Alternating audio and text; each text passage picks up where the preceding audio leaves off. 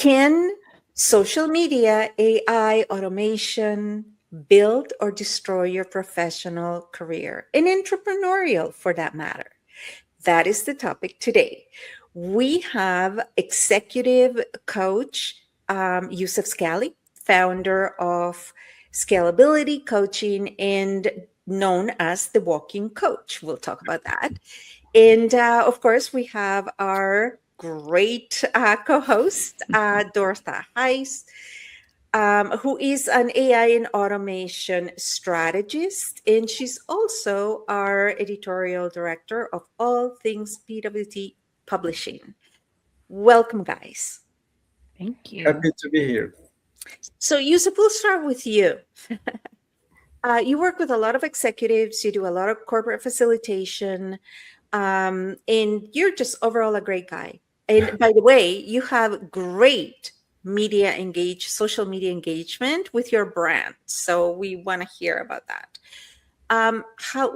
What's the word? How are people engaging and embracing the need for technical literacy to succeed? Yeah, well, thank you for having me. First of all, just a disclaimer, I have been out of the social media in recent months for personal reasons. However, I still see automation, social media, and AI as a foundation for the future. It's here to stay. For me, the word today is that we see, first from AI perspective, is that AI can give us a lot of answers to different questions, different problems, different challenges, can provide solutions and answers. We humans will continue to give meaning and to those solution and to those answers. And for me, it's really important to understand that, and that's what I work with my clients who are a bit of fearful toward the rise of the AI. Now, when it comes to social media, I have been, like many, trying to figure out what is the algorithm and how it works and what we call it Bigfoot. Yeah, exactly. What drives engagement and what not. And then to be fully transparent, I gave up to trying to understand the algorithm. Why? Because I came to the conclusion from my own experience that the algorithm is me. It's what I engaged with. And the more I engaged with the certain topics, the more I get exposed to them. So then I said, okay, so instead of blaming the different social media platform, and I'm not saying that there are angels there, but just for me to take ownership of how the algorithm is treating me, understand that, and taking a bit of control over what I engage with. And then I started projecting that on the people who I want to engage with my content. And okay, so if people are engaging with the different line of thoughts that what I stand for, then those are not my people. Those are not the people that I am. Those are not the people that I am coaching. So why I will keep chasing them? So that's how I see it. That was very powerful. I am the algorithm. Mm-hmm. That just blew my mind. It's been that kind of day. But it's so true, because we jokingly refer to the algorithm as Bigfoot in the show. And because we just don't, I mean, it's real, but we just really don't know. So do not play to or design your content to an algorithm that is so proprietary that really no one knows. And it changes every day. Right. Exactly. Right. Like Garfield, just when I figure all life's answers, they change the questions, right? Like it's been that kind of day. We're quoting Garfield. You're absolutely right. So really, a fusion of optimized content and organic, like intentional organic, Absolutely. is the way to go. Dortha, what are your thoughts on that? Yeah, I mean, I think, some days you feel like posting a video, some days you feel like sharing something that makes people laugh. I mean, I was just on I think it was Facebook a little bit ago, and somebody posted something, and it was just this picture, and the comment was that he posted with it was, "This makes me smile, makes me happy." And there's something to be said about that, because it's not about performative. It's not about what we're talking about here, the Bigfoot, the algorithm. It's, posting what's in your lane, so to speak, and it will reach the right people that it's intended to reach. I believe in that, even when you're not paying or boosting. Okay. Yeah. Building on that. Yeah. If you are in an interdisciplinarian, what is your lane? It's a great question. That's a very, very good question. And especially now in the AI era and the social media reach, I would say it's easy and tricky to be multidisciplinary somehow. Yet for me, it's that. Yet is a requirement. Yes. Yeah. Really, to be a generalist. Well, There's an element of requirement to that. It depends, of course, on the fields you are operating in. In some fields, they're still looking for specialists, but in general, yes, I would say. And to me, it's that technology, yes, it's there. AI is there. It will stay. And yes, the big question: will machine replace people? But to me, the deeper transformation, it's not the replacement. So the main lane I see now is the most valuable human contribution, where it becomes the human judgment, the empathy, the ethical decision making, the human creativity, and the human connection. So Dortha was mentioning that comment of "that made me smile." That's so powerful. It sounds as a mundane comment, but that's so powerful. Something that made you smile. And usually we smile when we feel a certain level of joy. And that's no algorithm, no AI will make you feel that. Even if you ask any AI MLL model to write for you jokes, you will read them. It won't be the same smile if it's coming from a human, or the same laughter. So to me, the hidden challenge in this era, it's really not technological. In my opinion, it's emotional. It's really emotional. It's how we deal with our fears from technology. It's from an emotional intelligence standpoint. From an emotional intelligence and what I call emotional adaptability. It's that, how do I stay relevant? How is my expertise becoming obsolete or still needed? Or how can I augment it using the AI? Am I still needed as a person? And that goes beyond the professional professional background. Technology and automation have been replacing humans since the wheel. Yeah, I wrote the reality of it. I wrote an article that got a huge engagement, which was "Where do babies come from? Ask Dad or ask AI." What answers? That is such a brilliant question. Yeah, but it's not.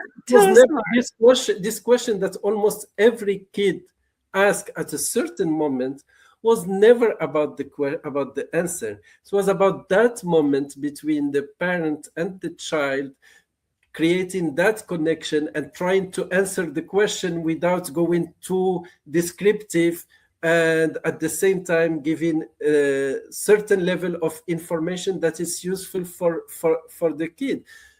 So to me, it's that I don't see AI as a threat,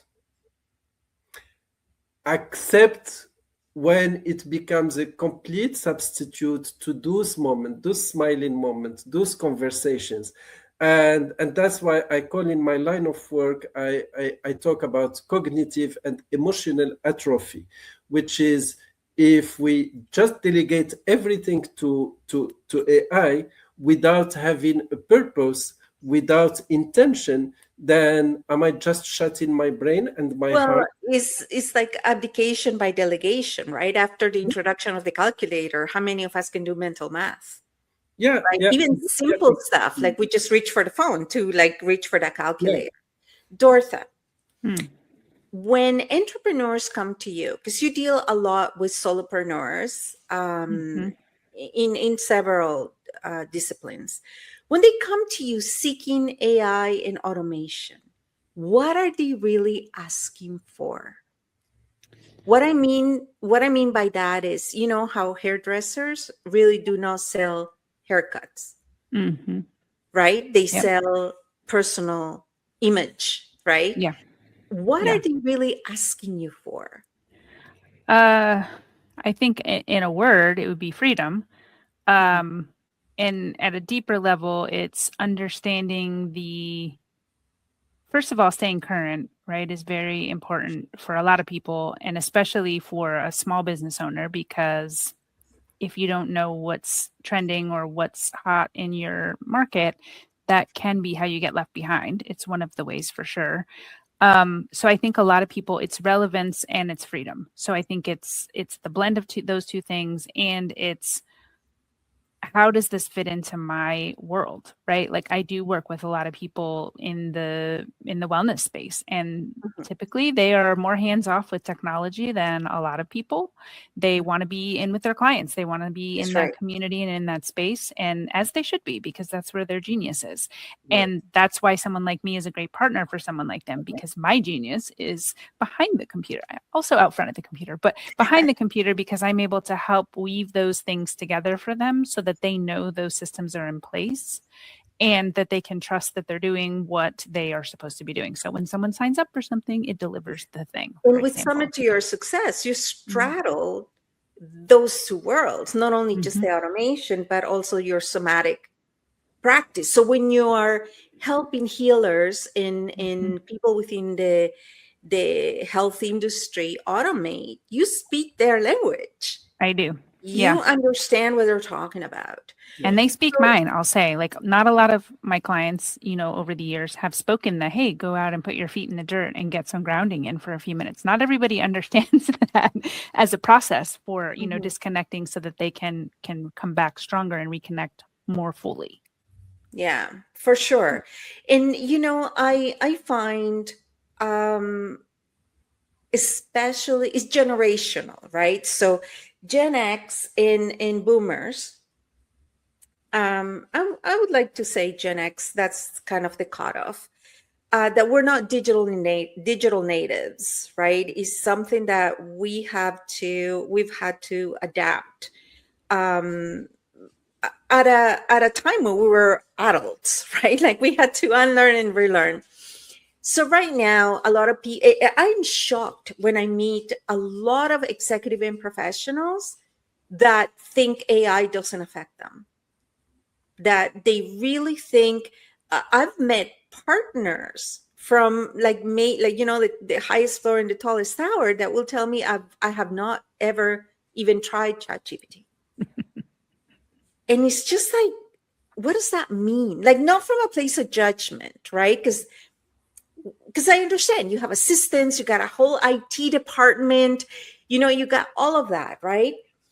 But really, AI and automation literacy, just as much as social media for business. I'm not speaking personal social media, which we will touch on, because social media will destroy your career faster than anybody or anything can. However, I don't think being being resistant to AI and automation and technology is something we can afford for true thought leadership. What do you guys think? Like, can people, oh, I have assistants that take care of that? Not being really, is that the new literacy? Personally, I think that this is missing the train, if I may call, of the new leadership advantage, or the new leadership and the new leadership demand as well. Because in the past and for years, leaders often meant that being a leader is that meant having all the answers, solving all the problems, having the expertise. But today, answers are everywhere on social media and with AI. That's right. So leadership now means something completely different. That all the theoretical books that we read and has been written about leadership today, big part of them are coming to fruition. That and be prepared to be challenged. Yeah, exactly. By all the people. So today I see that if we are not first people who say AI cannot replace me, you can't know that if you don't.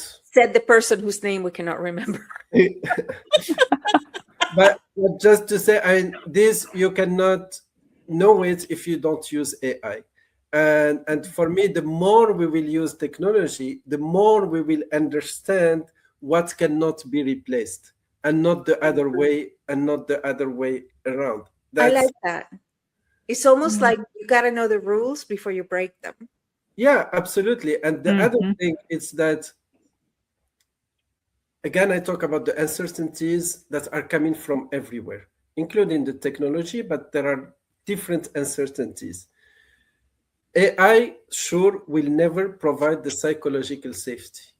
But if you, as a leader, do not have that psychological safety within you, and you are fearful for a new development that is everywhere, then how you can provide that psychological safety and how you can set the ground for it with the people you are working with, whether you are an entrepreneur or an organization leader or a coach or whatever is your field. That's the first thing. And then, as Dortha said, and I look at it that way, whether it is delegation or automation, they go hand by hand in my opinion.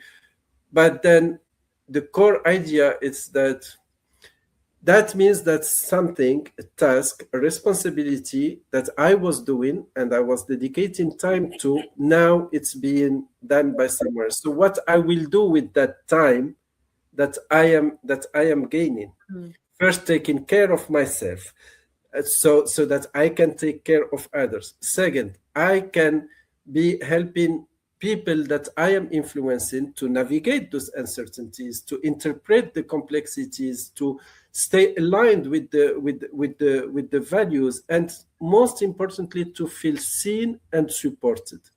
Because what happens for decades again is that whether you are working 9 to 5 or you are working 8 to 8, in some cases, that people are so exhausted and so lost in details that they don't have any time to deal with this human part of the leadership and the human part of the work. So for me, I see it as an opportunity to focus on that. And I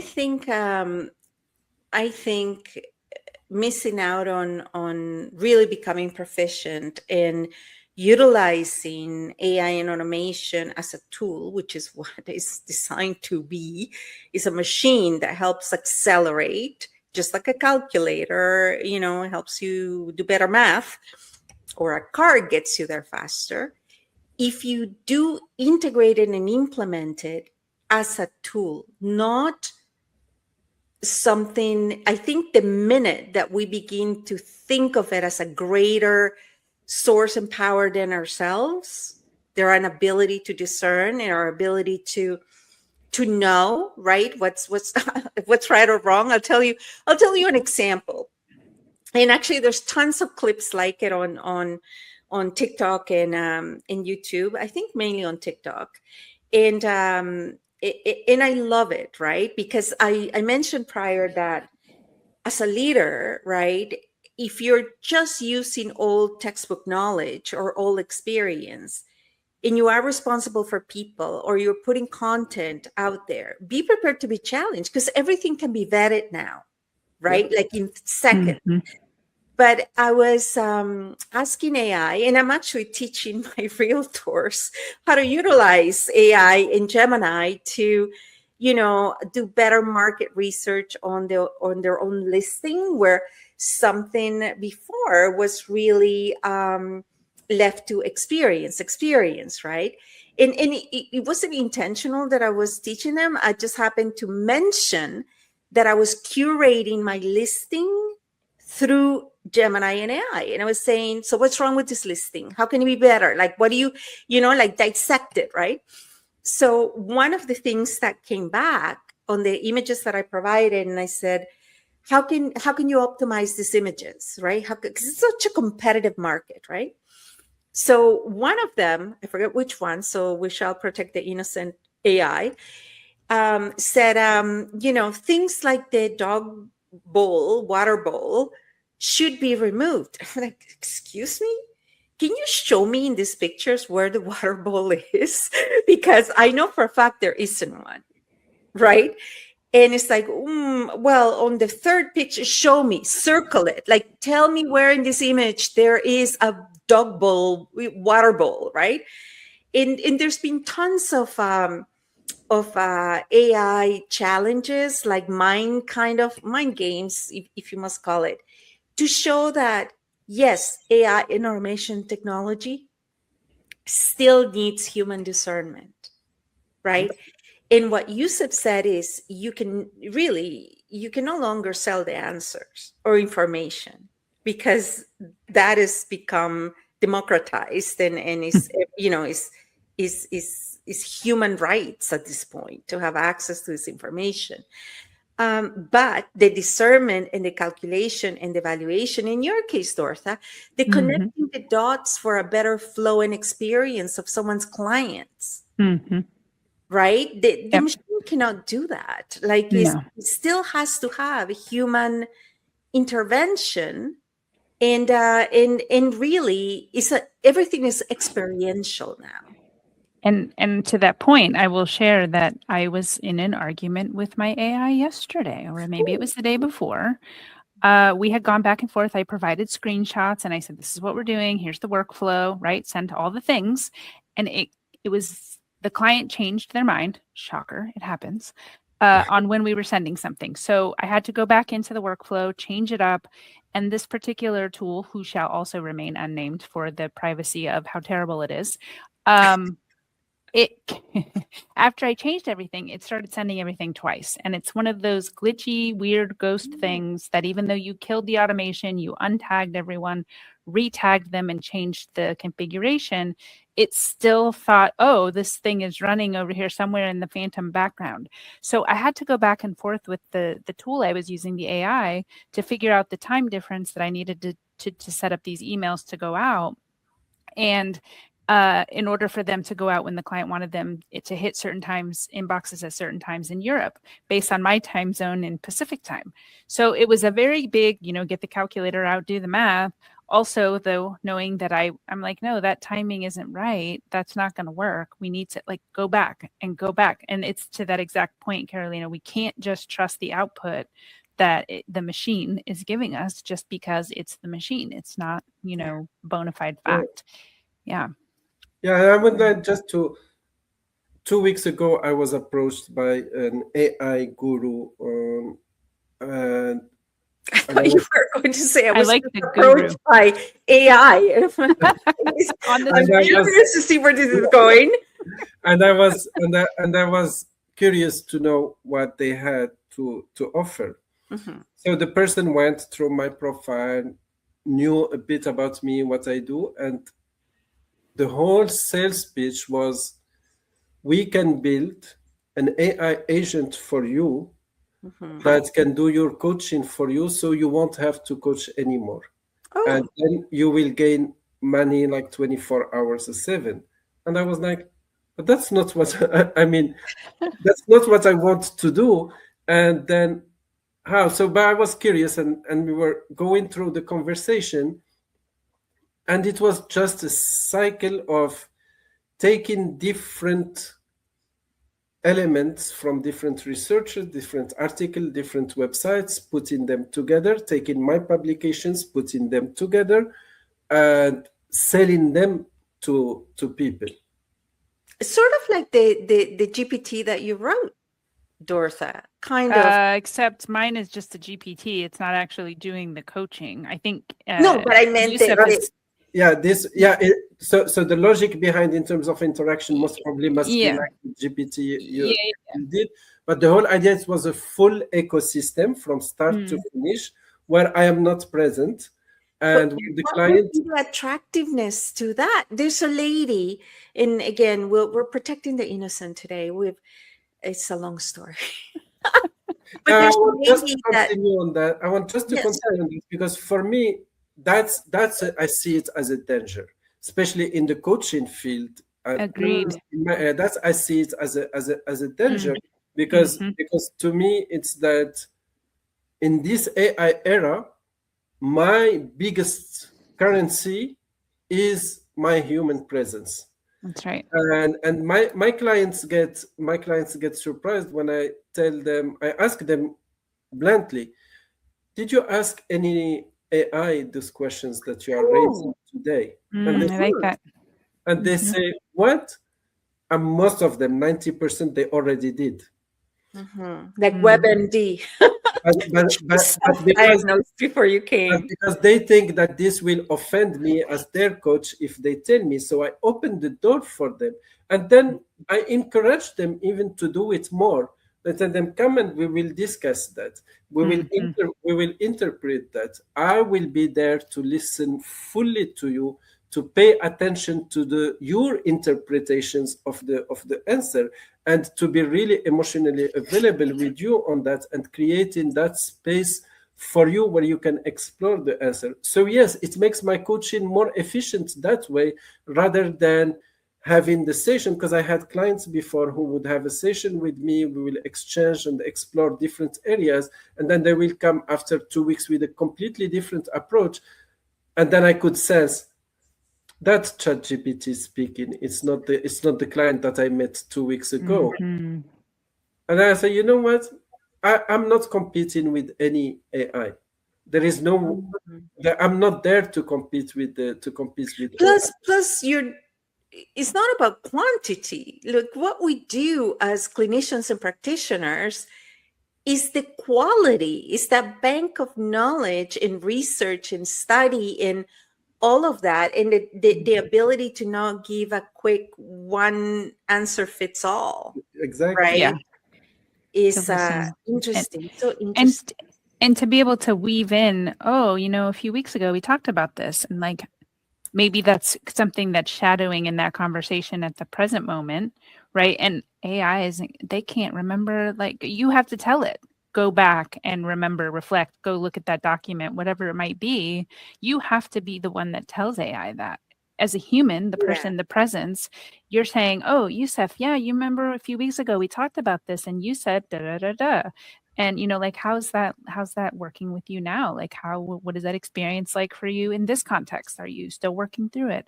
Those are the things I think really that differentiate that quality you're talking about, Carolina, and versus just mass production. I've been hearing that same kind of thing, Youssef, about, oh, you can just replace yourself with an AI and it just I don't know. And it's not about replacing, really, it's not about replacing anyone. It is about transforming the way we do things. Enhancing. That's so really at a leadership level, in an entrepreneur where you're a thought leader, entrepreneurial, you're a rising, star in the workforce. Being AI and automation illiterate will damage your career. Do you need to be a coder, programmer? Like, no. But you do need to have a basic understanding of how does it impact what you do and those you serve. And we'll continue having conversations about that. Right. And Youssef, we appreciate your insights into executive presence and professional mobility and its impact on technology. And, If I want to leave, if you allow me just to leave the audience with one key questions to me and to reflect on, because there is no more question about how intelligent will AI or will the machines become. It will continue being there, but to me the real question to reflect on, it's really how intentional will we be about remaining human and not trying to replicate or to do what AI do and say I can do it better, but how I can remain human and even become more human. Thank you. love it. I love it.